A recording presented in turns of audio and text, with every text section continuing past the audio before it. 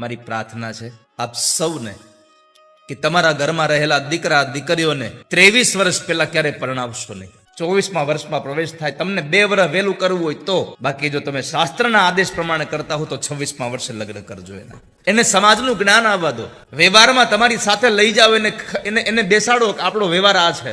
અત્યારે દુઃખ સાથે કહેવું પડે છે, ઘણા દીકરાઓને ખબર નથી કે આપણા માતાજીના નિવેદ કેમ કરવાના હોય. કારણ વડીલોએ કેવલ ખાલી સંપત્તિ જ આપી હોય, આ બધું ન આપ્યું. અમે જ્યારે ક્યારેક પિતૃ યજ્ઞ કરવા બેસીએ, નારાયણ બલી યજ્ઞ કરી અને પિતૃનું તર્પણ કરવા માટે બ્રાહ્મણો પૂછે, તમારા બાપુજીનું નામ ઈ આવડે, તમારા દાદાનું નામ ઈ આવડે, એના દાદાનું નામ ઈ આવડે, તમારા બાનું નામ ઈ આવડે, તમારા બાના સાસુનું એટલે કે તમારા દાદીમાનું નામ ઈ આવડે, એના સાસુનું ઈ નથી આવડતું. મારી પ્રાર્થના છે તમારા દીકરાઓને એક એવી નોટ બનાવીને આપજો કે જેમાં તમારી આગળની 2-3 પેઢીના નામ લખેલા હોય. તમારો દીકરો તમારું નામ લખે. એ દીકરાને પણ કેવું કે જ્યારે તું તારા દીકરાને આપે ત્યારે તારી પેઢીનું નામ લખીને આપજે. નકર 7 પેઢીના નામે કોઈને ખબર નહીં હોય. આમાંથી કેટલા લોકો એવા છે જેને 7 પેઢીના નામ યાદ છે?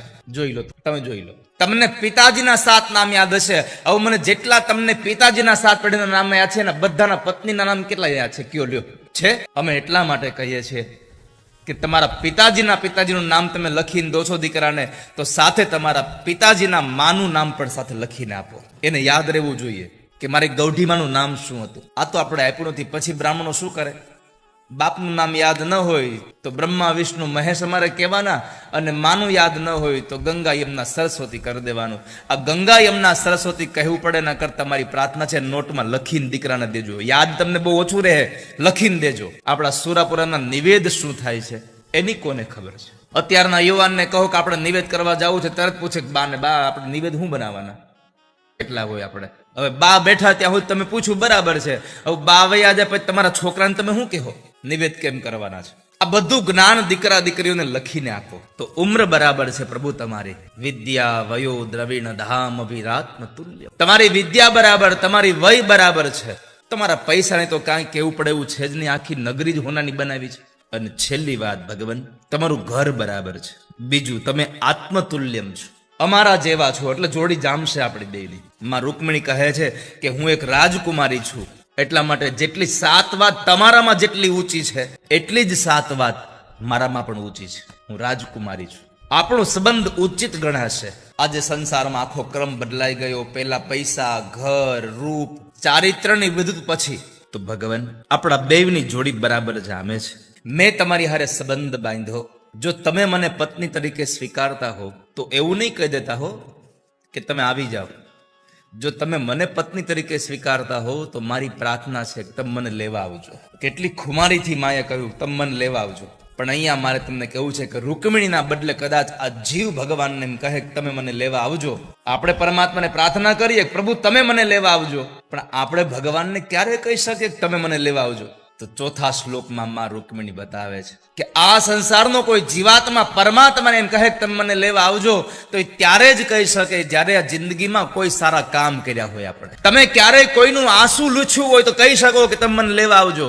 તમે કોઈ તરસાને પાણી પીવડાવ્યું હોય તો કહી શકો તમે મને લેવા આવજો. ભૂખ્યાને જમાડ્યા હોય તો કહી શકો કે લેવા આવજો. ક્યાંય વાવ બંધાવી હોય, ક્યાંય પરબ બંધાવ્યા હોય, કોઈ ગુરુના ચરણની સેવા કરી હોય, કોઈ બ્રાહ્મણને દાન પુણ્ય કર્યું હોય તો તમે કહી શકો કે તમે લેવા આવજો. એમને એમ કહી ન શકો તમે મને લેવા આવજો. તમે ક્યાં સહારે કહી દો કે ભગવાન તમે લેવા આવજો, પ્રભુ તમે લેવા આવજો? ક્યાં સહારે કહો? તમારી પાસે કાંઈક તો માધ્યમ હોવું જોઈએ. તમારી પાસે માધ્યમ જ ન હોય તમે શું કહી શકવાના? તો માં રૂકમિણી કહે છે વ્રત દેવ વિપ્ર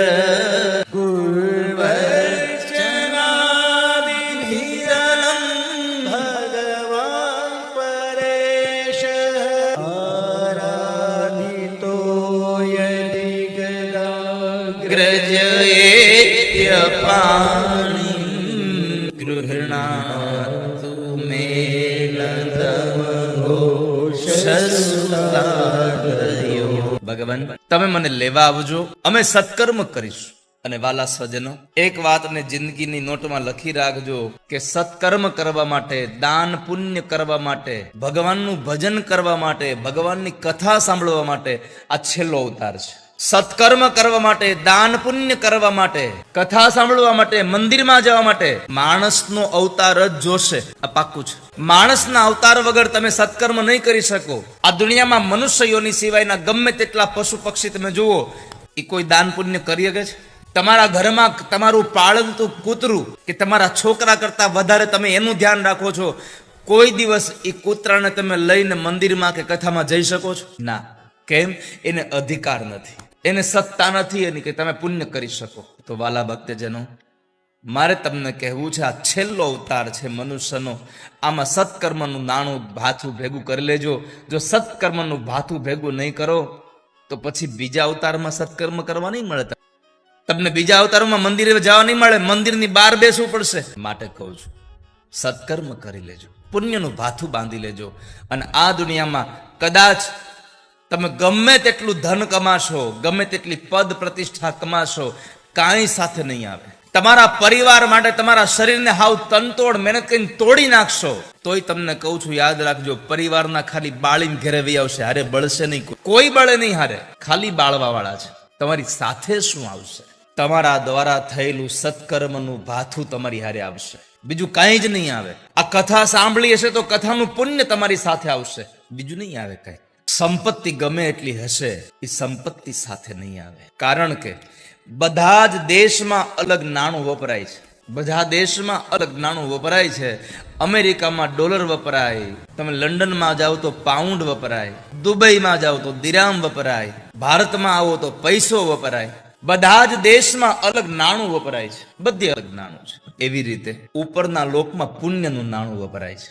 તમારે પુણ્યનું નાણું ભેગું લઈને જ જવું પડશે, એમાં નહીં ચાલે. માટે પુણ્યનું નાણું ભેગું કરી લો. અને આ દુનિયામાં કોઈ પણ માણસ ફરવા જાય બહાર, અમેરિકા ફરવા જાય, એ ન્યાજન ડોલર લે કે અહીંયાથી લઈને જાય? બોલો, ગયા છો કોઈ? જે દેશમાં જઈએ એ દેશના પૈસા આપણે અહીંયાથી લઈને જઈએ. એમ જ્યારે આપણું મરણ આવશે ત્યારે ઉપરના લોકમાં જવું છે તો ઉપરના લોકમાં તમારે પુણ્યનું નાણું અહીંથી ભેગું લઈને જવું પડશે. એ ન્યા નહીં મળે, અહીંયાથી સાથે લઈને જવું પડે. તો ભગવાન, અમે ગુરુઓના ચરણની સેવા કરશું, અમે બ્રાહ્મણોને દાન પુણ્ય કરીશું. સારા દિવસોમાં દાન પુણ્ય કરી લેવા. એકાદશીનો દિવસ હોય, પૂર્ણિમાનો દિવસ હોય. આજે પૂર્ણિમા છે, વૈશાખ શુક્લ પૂર્ણિમા. દ્વારિકામાં આજે એટલી ભીડ ભરાણી હશે, લોકો પૂનમ ભરવા આવે. અને આજે તો કેટલા સારા દિવસો. આજે સૌથી પહેલા તમને બધાને મારે કહેવું છે કે આજે ગુજરાત સ્થાપના દિવસ છે. આ ગુજરાત સ્થાપના દિવસની તમને બધાને ખૂબ શુભકામનાઓ છે. અને તથાસ્તુ વિદ્યાપીઠનું ભૂમિપૂજન પણ ગુજરાત સ્થાપના દિવસના દિવસે. તથાસ્તુ વિદ્યાપીઠનું ભૂમિપૂજન ગુજરાત સ્થાપના દિન આજના દિવસે, નરસિંહ મહેતાની જન્મ જયંતિ, આ બધા કરતા આજે પટેલ સમાજ ગૌરવ લઈ શકે એવો એક દિવસ, આખોય પટેલ સમાજ ગૌરવ લઈ શકે કે જેના નામની આ સંસારમાં જેના નામનો ડંકો વાગે એવા વીરપુરમાં જલારામ બાપા. અને એ જલારામ બાપા કે જ્યાં એના મંદિરમાં આ દુનિયાનું પહેલું વહેલું એવું મંદિર નિર્માણ થયું હશે કે જ્યાં દાન પાત્ર કોઈ લેતું નથી, દાન નથી દેવાતું, કાંઈ તમારું કાંઈ લેવામાં ના આવે. અને છતાંય રોજનું હજારો માણસો જમી જાય, કોણ દઈ જાય છે ને ક્યાંથી આવે છે કોઈને ખબર જ નથી પડતી કાંઈ. એ જલારામ બાપાના ગુરુ આજે ભોજરામ બાપાની આજે તિથિ છે. અમારે અમરેલીની બાજુમાં ફતેપુર, અને એ ભોજા ભગતના ચાપકા. તમે બધાએ કદાચ ઓલું ગીત સાંભળ્યું છે, કીડી બિચારી કીડલી અને કીડીના લગનિયા લેવાય, હાલો ને કીડીબાઈની જાનમાં. એ ભોજા બાપાનું જીવને શ્વાસ ત્રણી સગાઈ, ઘરમાં ઘડી ન રાખે ભાઈ, ભોજા બાપાનું. તો તમે વિચાર કરો કે જલારામ બાપા આટલા સમર્થ છે તો શિષ્ય જેનો આટલો સમર્થ હોય એના ગુરુ કેટલા સમર્થ હશે.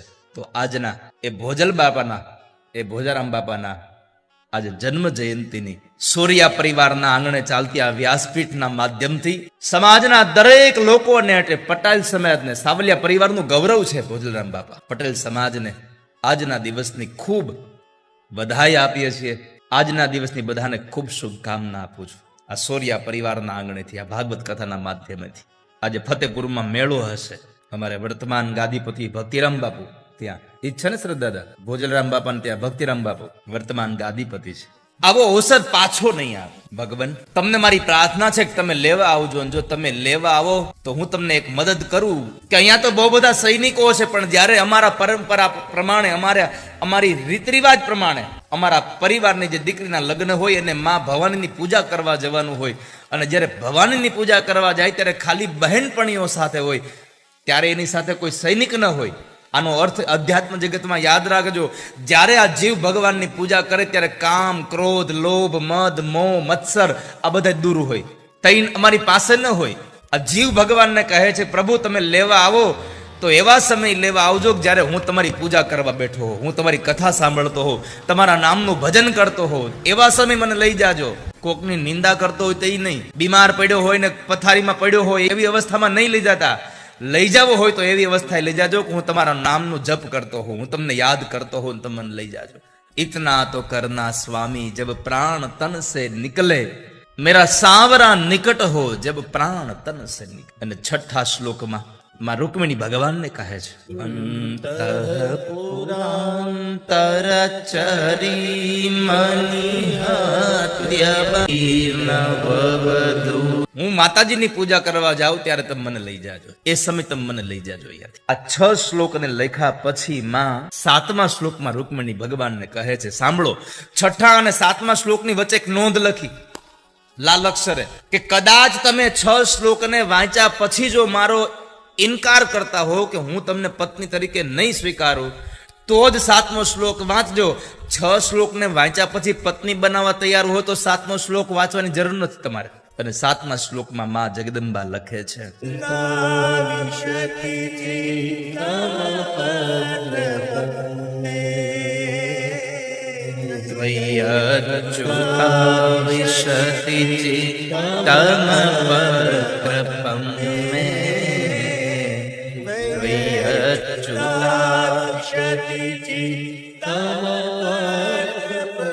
પ્રભુ મારી આ અરજી સાંભળો.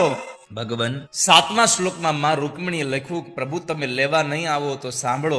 એવું ન સમજતા કે હું બીજે લગ્ન કરી લઈશ, તમે નહીં તો બીજે.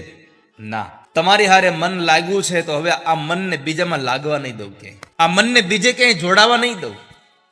તમે નહીં આવો તો હું વ્રત કરીશ, હું ઉપવાસ કરીશ, તમારા નામના જપ કરીશ, અને આમ કરતા કરતા મારું શરીર ક્ષીણ કરી નાખીશ. પણ હવે બીજાના નામની ચુંદડી મારા માથા ઉપર નહીં આવવા દો કોઈના નામ. અને તમને જ્યારે આવો દ્રઢ નિર્ણય થાય ને વાલા સ્વજનો, ત્યારે ભગવાન એમ કહે કે ભૂદેવ મને પણ રૂકમિણી પસંદ છે, હું રૂકમિણીને વરવા માંગુ. જો કે ભગવાને તો 7 શ્લોક સાંભળ્યા નહોતા, એક જ શ્લોક સાંભળીને કહ્યું હતું કે હું રૂકમિણીને લેવા જાઉં છું. ભૂદેવે કહ્યું ઉભા તો રહો, 6 શ્લોક બાકી છે, એક શ્લોકમાં નક્કી કરી લેહો કે મને પસંદ છે રૂકમિણી. તમે એક શ્લોકમાં એવું તો શું જોયું કે તમને ગમી ગયા રૂકમિણી તરત? આ તમારા બધા માટે છે. રૂકમિણીએ લખ્યું હતું મેં તમારી કથાઓ સાંભળી છે અને તમારી કથાને સાંભળી પછી તમારામાં પ્રેમ થયો છે, તમારામાં પ્રેમ થયા પછી મારું ચિત્ત તમારામાં ચોંટી ગયું છે અને મેં તમારી હારે સંબંધ બાંધ્યો છે. આવું રૂકમિણીએ પહેલા શ્લોકમાં કીધું અને ભગવાન ભૂદેવને કીધું કે મારે રૂકમિણીને લેવા જવું છે. ભૂદેવ કહે છે પ્રભુ પણ 6 શ્લોક બાકી છે, મારે બીજા કોઈની આવશ્યકતા નથી. કેમ? તો કહે છે કે આમાં રૂકમિણીએ કહી દીધું કે મેં તમારી કથા સાંભળી, તમારા ગુણને સાંભળ્યા છે, તમારી કથાઓને સાંભળી છે અને આ સંસારમાં મને બીજા બધા જેટલા ગમે એના કરતા વધારે મારી કથા સાંભળવા વાળો મને બહુ ગમે છે, મારી કથા સાંભળી મને વધારે પસંદ છે. તો આનો અર્થ એ થયો કે તમે 7 દિવસથી ઠાકોરજીની કથા માટે આમ બેસો છો. હું ભરોસા સાથે કહું છું કે તમને ઠાકોરજી ગમતા હશે કે નહીં ગમતા, પણ તમે ઠાકોરજીને ગમો છો એ વાત પાકી છે. તમે પ્રભુને ગમો છો, ઈશ્વરને પસંદ છો તમે. અને બસ આપણું જીવન એટલું જ બનાવવાનું છે. આ દુનિયામાં આપણે કોઈને ગમીએ કે ન ગમીએ, આપણા ઠાકોરજીને ગમીએ એવું જિંદગી બનાવજો, બીજું કઈ નથી આ સંસારમાં. આપણે પ્રભુને ગમીએ, ઠાકોરજી આપણને પસંદ કરે. અને હું તમને ભરોસા સાથે કહું છું કે ભગવાન પસંદ કરશે ને પછી દુનિયાની ચિંતા ન કરો. દુનિયાને તો ગમે તેમ કરીને પસંદ કરવો જ પડશે આપણને. એકવાર ભગવાન પસંદ કરી લે આપણને, પ્રભુ પસંદ કરે એવી કંઈક જિંદગી બનાવજો, એવા કામ કરજો. ભગવાન પછી માં રૂકમિણીને લેવા કુંડિનપુર ગયા અને શિશુપાલની જાન ખાલી હાથે પાછી ગઈ એની કથા આપણે ગઈકાલે કરતા હતા. પછી પરમાત્માનું દાંપત્ય જીવન ચાલ્યું. પરમાત્માના દાંપત્ય જીવનમાં પ્રદ્યુમ્ન મહારાજનો એક જન્મ થયો, દીકરાનો જન્મ થયો. પ્રદ્યુમ્ન મહારાજ એટલે સાક્ષાત સ્વયં કામદેવ હતા, એનો જન્મ થયો. અને ત્યારબાદ ભગવાનના અનેક લગ્નોની કથા, એટલે કે પરમાત્માનું બીજું લગ્ન જામવાનની દીકરી જામવતી સાથે થયું કે જે ભગવાન સ્યમંતક મણીને શોધવા ગયા અને ત્યાં જામવાનની પાસે એના દીકરાઓ પાસે મણી હતો, એને લઈ આવ્યા. સાથે જામવાને એની દીકરી જામવતીનો હાથ પણ આપ્યો ભગવાન. પ્રભુ આ બીજી મણી પણ સાથે લેતા જાઓ. પરમાત્માએ એ મણીનો સ્વીકાર કર્યો. ત્યાંથી આવી સત્રાજીત યાદવને ભગવાને મણી આપી. આ મણી સત્રાજીત યાદવનો હતો, જેને ભગવાન સ્વયં સૂર્યનારાયણે મણી આપ્યો હતો. એ મણી એવો હતો કે રોજનું 8 ભાર સોનું આપે. રોજનું સવાર થાય અને 8 ભાર સોનું આપે. ભગવાન ઉપર એનો આક્ષેપ આવેલો. આ કથા દેવી ભાગવતના એ ગ્રંથમાં લખેલી છે કે સમંતક મણી ચોરાઈ ગયો. એ સત્રાજીત યાદવનો ભાઈ પ્રસેન લઈને વયો ગયો હતો ને એનો આક્ષેપ આવ્યો ભગવાન ઉપર, કારણ કે પહેલેથી જ મથરાવટી મેલી હતી, એટલે એનો આક્ષેપ આવ્યો ભગવાન ઉપર. પણ પરમાત્માએ ખોટા આક્ષેપને દૂર કરવા માટે મણીને શોધીને લઈ આવ્યા. જામવાની દીકરી સાથે મળી જામવતી. ભગવાને સમંતક મણી સત્રાજીત યાદવને આપ્યો શરમને લઈ, અને પછી સત્રાજીત યાદવે માફી માંગતા સાથે પોતાની દીકરી સત્યભામાનો હાથ એના હાથમાં આપ્યો છે. પછી પરમાત્માનું ચોથું લગ્ન સૂર્યની દીકરી કાલિંદી એટલે કે યમુના નદી સાથે ભગવાનનું લગ્ન થયું એ બતાવ્યું. પછી પરમાત્મા સત્યા, ભદ્રા, લક્ષ્મણા અને મિત્રવિંદા આ 8 ભગવાનની પટરાણીઓ છે. અને ભૌમાસુર નામના એક રાક્ષસે 16,100 કન્યાઓને કેદ કરેલી. એ બધી જ સ્ત્રીઓએ ભગવાનને પત્ર લખ્યો, અરજી કરી, અને પરમાત્માએ બધાને છોડાવ્યા. અને પછી સ્ત્રીઓએ કહ્યું, પ્રભુ તમે અમને સ્વીકારો. આ દુનિયામાં અમને કોણ બીજો સારો માણસ સ્વીકારશે? હવે મારી યારે આ ઘટના ઘટી છે. આ આપણને એક સંદેશો પૂરો પાડે એવી કથા છે. સમાજના શ્રેષ્ઠી લોકોને, સમાજના મોટા લોકોને આ કથા એક દ્રષ્ટાંત તરીકે આપી અને આપણને એક સંદેશો આપે છે. સ્ત્રીઓએ કહ્યું કે પ્રભુ અમારા પિતાના ઘરે હતા, અમે અપરિણિત હતા, ત્યારે અમારું હરણ થયું. એને અમને એક રાજાએ કેદમાં રાખ્યા, આજ તમે છોડાવ્યા. અમે અમારા પિતાના ઘરે જઈએ, વાત બરાબર છે, પણ મને બતાવો તો ખરા, અમારી હારે કોણ લગ્ન કરશે? કોણ સારો માણસ લગ્ન કરશે? ભગવાન સમજી ગયા કે આ 16,100 કન્યાઓની માનસિક સ્થિતિ બરાબર નહીં રહે. કારણ મનમાં એક રંજ રહી જશે કે અમારી હારે આવું બન્યું ને, એટલે પછી કોઈ સારા માણસે લગ્ન ન કર્યા, અમારો કોઈ સારા માણસે હાથ ન પકડ્યો.